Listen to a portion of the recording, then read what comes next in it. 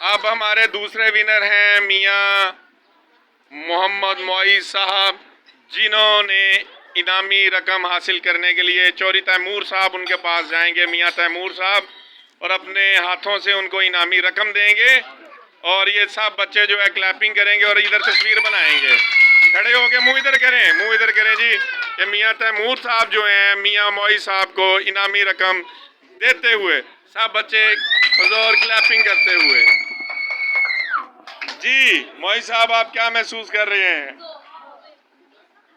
अब मियाँ अरहम साहब, क्योंकि ये बेचारे कुछ भी नहीं कर पाए, लेकिन फिर भी गवर्नमेंट ऑफ पाकिस्तान जो हमारे घर के बड़े हैं, मेरी वालदा मोहतरमा साहिबा, वो चाह रही हैं कि इनको भी कुछ ना कुछ दिया जाए।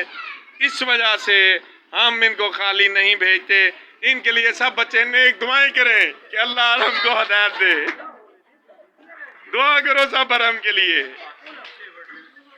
कि आने वाली बड़ी ईद को कोई अजूबा हो जाए तो इनके लिए कुछ।